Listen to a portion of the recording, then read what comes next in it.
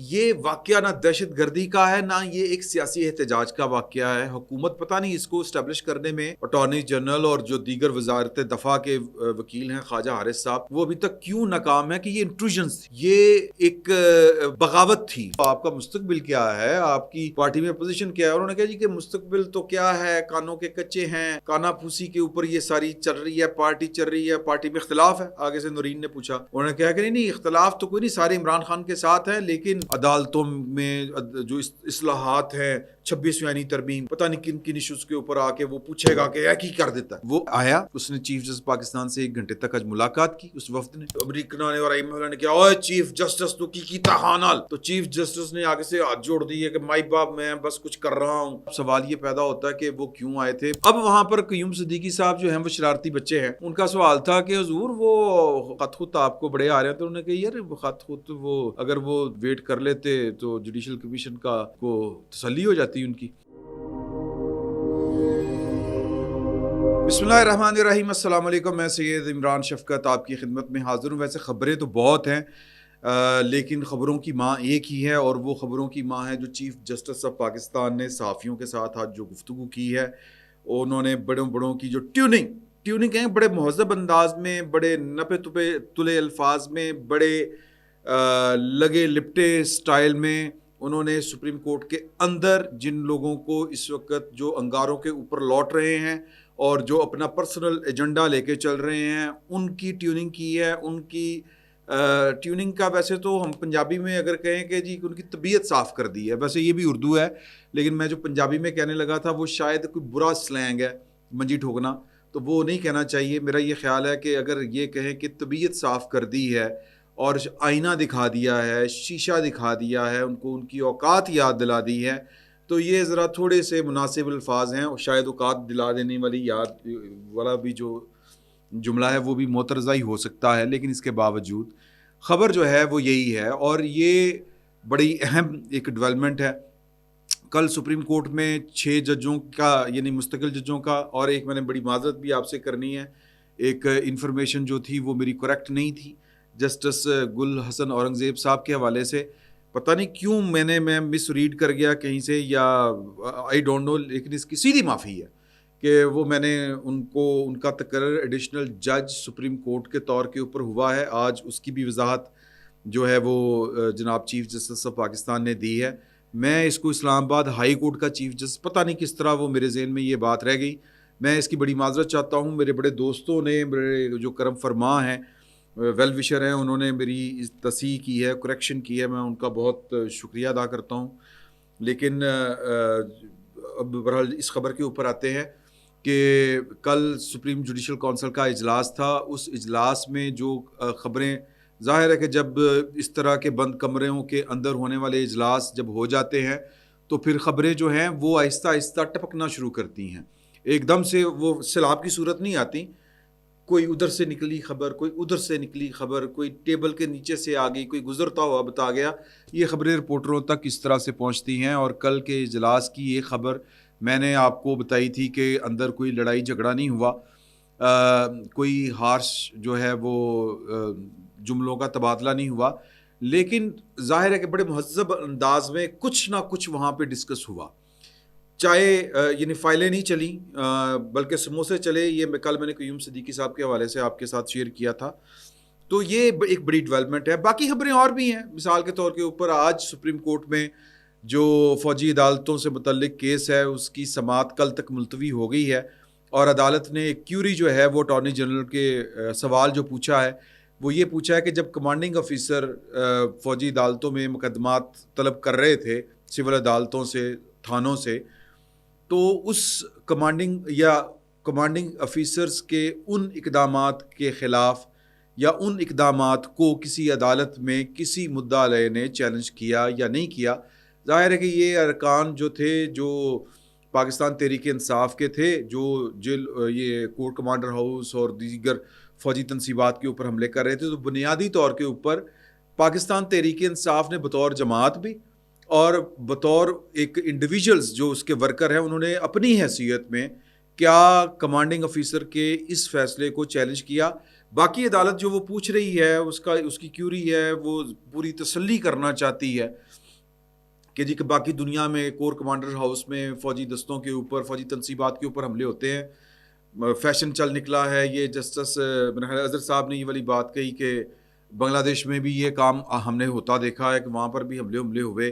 تو جو سلمان اکرم راجہ صاحب ہیں جو پاکستان تحریک انصاف کے ہیں، انہوں نے کہا کہ جی کہ بڑے واقعات ہیں، میں سارے کے سارے پیش کروں گا، لیکن یہ واقعہ نہ دہشت گردی کا ہے، نہ یہ ایک سیاسی احتجاج کا واقعہ ہے۔ حکومت پتہ نہیں اس کو اسٹیبلش کرنے میں، اٹارنی جنرل اور جو دیگر وزارت دفاع کے وکیل ہیں خواجہ حارث صاحب، وہ ابھی تک کیوں ناکام ہے کہ یہ انٹروژنس تھی، یہ ایک بغاوت تھی فوج کے اندر بنیادی طور کے اوپر، اور یہ جو حملہ آور تھے یہ بے خبر ہوں گے اس بغاوت سے جو ڈیزائن کی تھی۔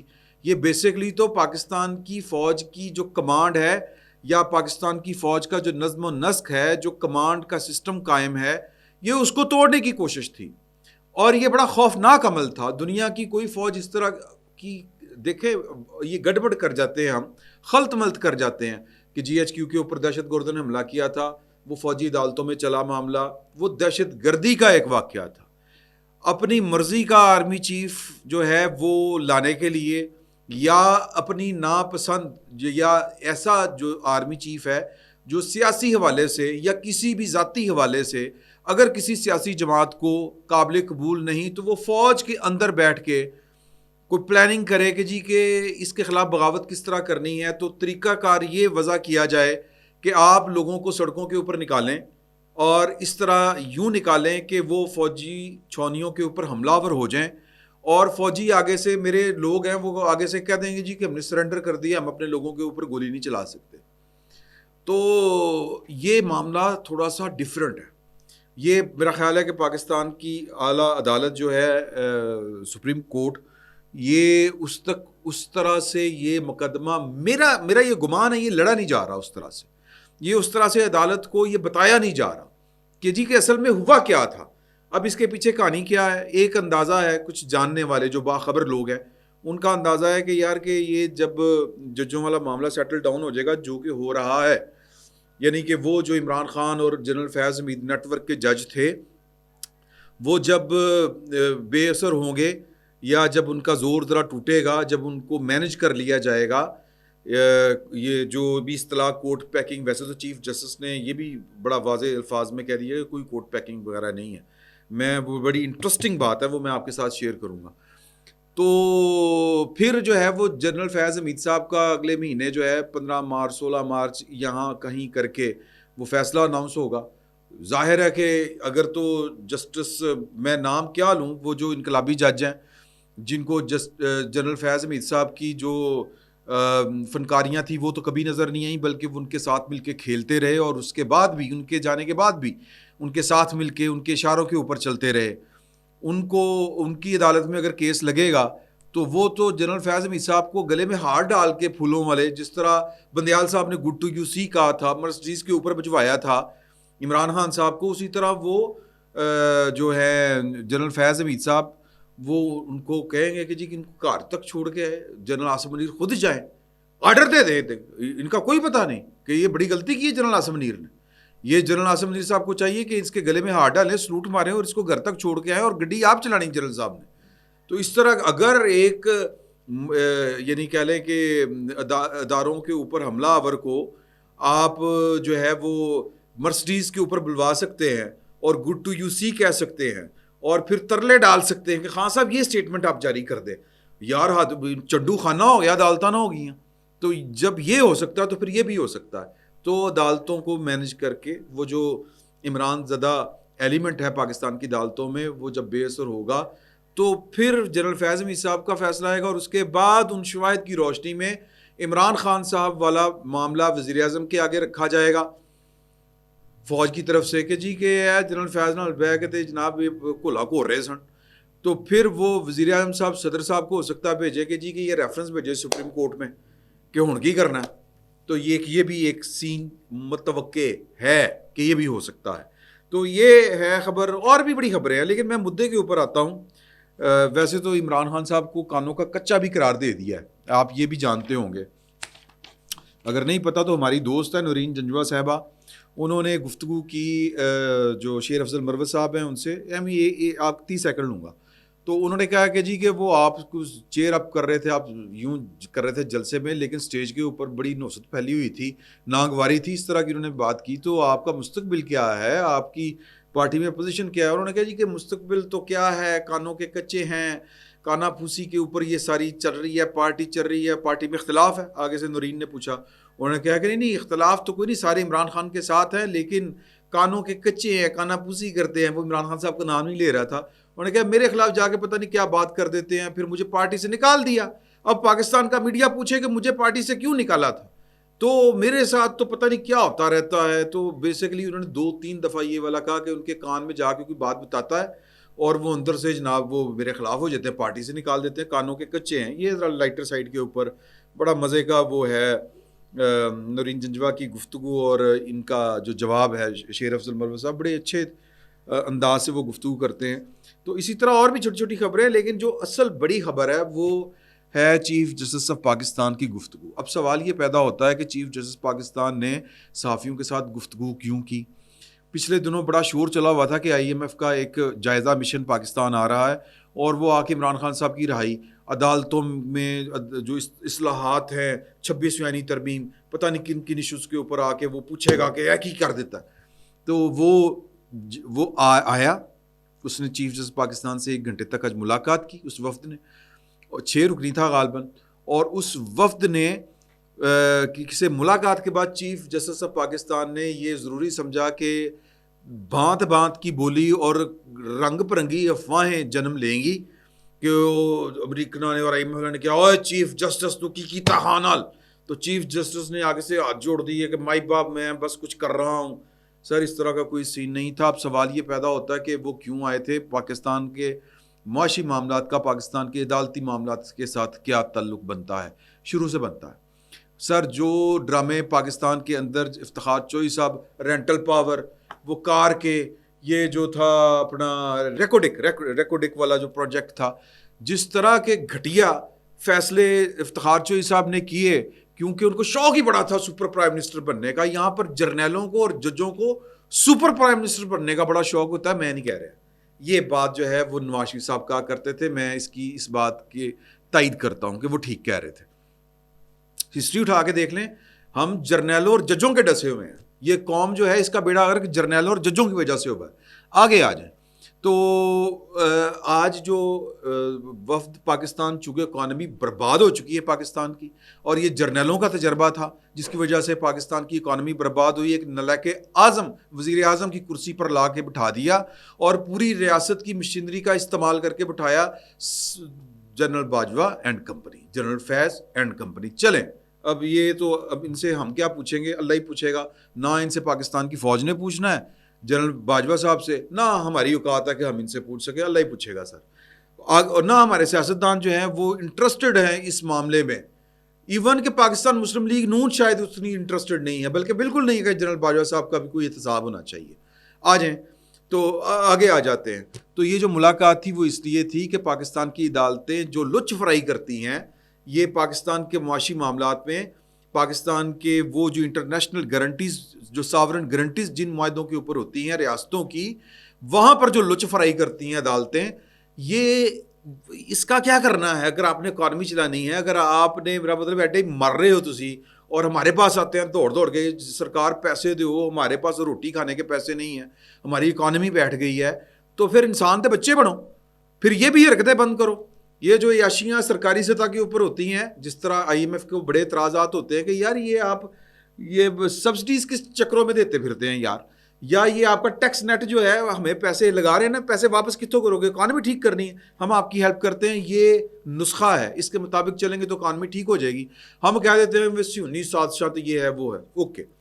تو اسی میں یہ والا مدعا تھا کہ عدالتیں، اور یہ سوال ہوئے کہ سر یہ جو سرمایہ کاری بیرونی ہے اس کو کیا تحفظ ہے؟ یہ جو کانٹریکچول ایگریمنٹس ہوتے ہیں 2 پارٹیوں کے درمیان، تیسری اس میں عدلیہ آ کے کود پڑتی ہے، اسٹے دے دیتی ہے، اور پھر جو ریاست نے مختلف کمپنی سے جو ٹیکس وصول کرنے ہیں اس کے اوپر جو اسٹے دیے ہوئے ہیں وہ کھربوں روپے کے ہیں، کھربوں روپے کے.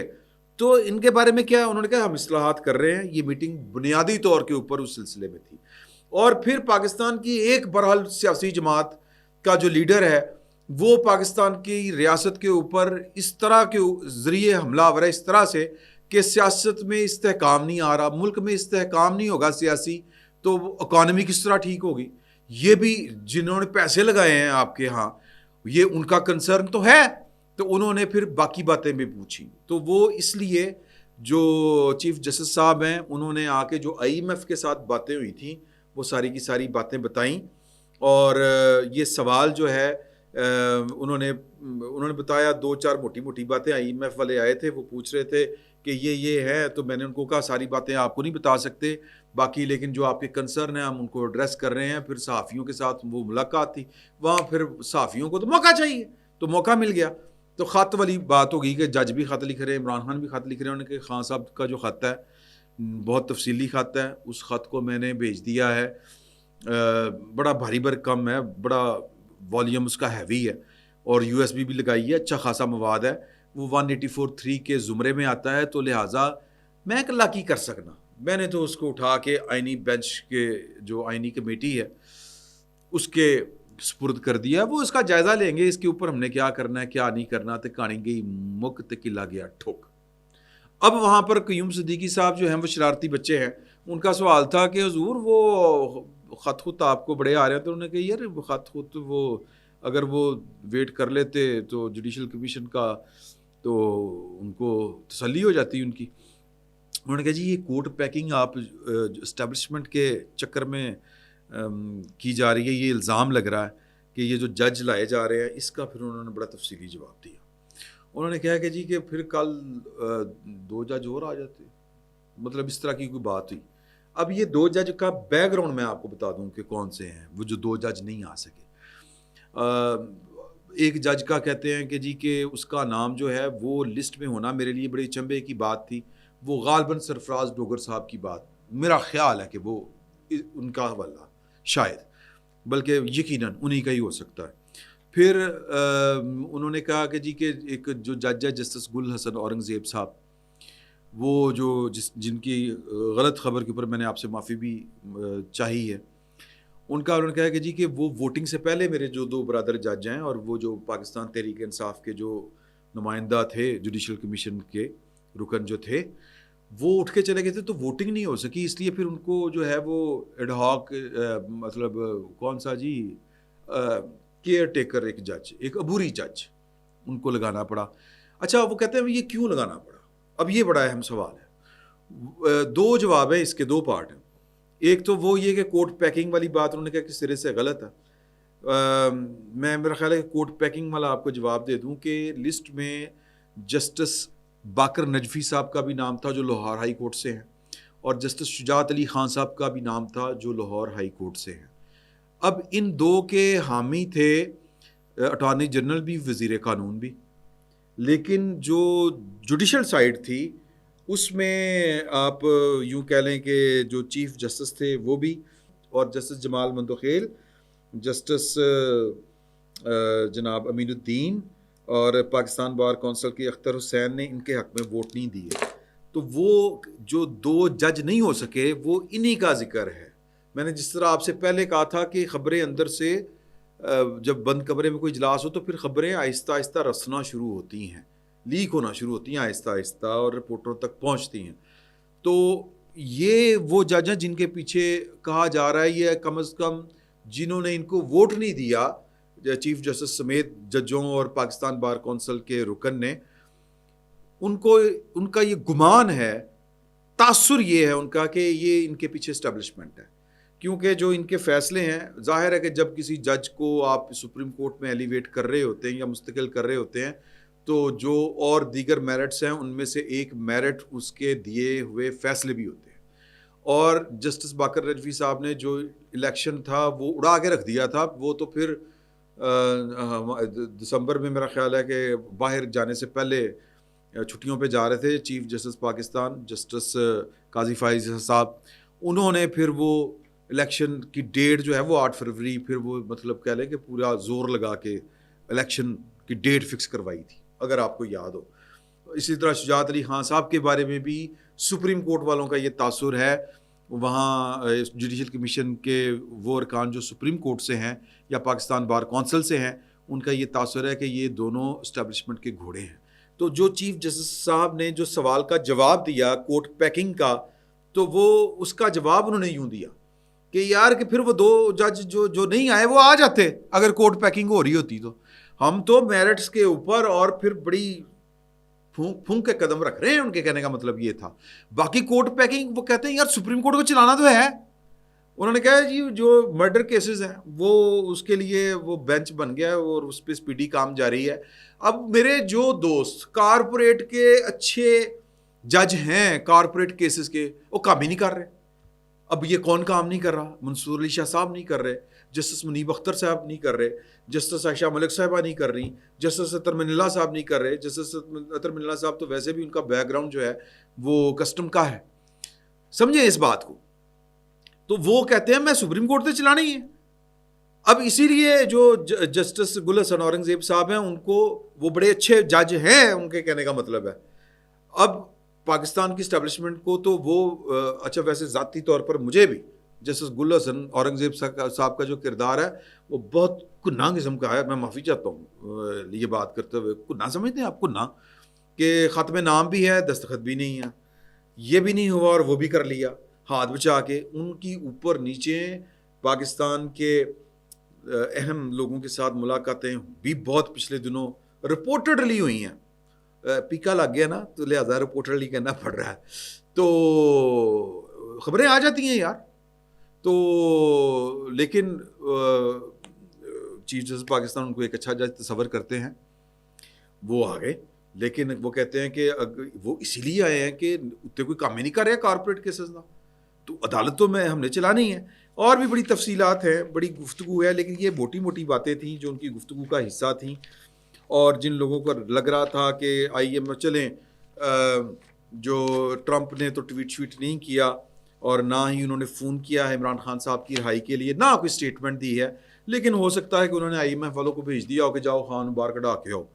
اور یہ جو چھالے مار رہے تھے کہ وہ وفد آ رہا ہے، وہ 28ویں ترمیم کا 26ویں یعنی ترمیم کا بھی کہے گا وہ کر کے دی سی، یا وہ جناب کہے گا خان دے نال کر کی رہے ہو تسی، تو ان کا مدعا یہ بالکل نہیں تھا۔ تو جن کو امیدیں تھیں آئی ایم ایف کے وفد سے کہ وہ آئے گا عمران خان صاحب کی رہائی کا کچھ کرے گا، ان کے ارمانوں کے اوپر پھر وہی بجلی گر پڑی جو مسلسل گر رہی ہے۔ تو یہ تھی ابھی تک کی ڈیولپمنٹس، باقی ڈیولپمنٹس کا سلسلہ جاری ہے، انشاءاللہ اگلے ولاگ میں ان کا بھی ذکر ہوگا۔ فی الوقت اتنا ہی، بہت بہت شکریہ۔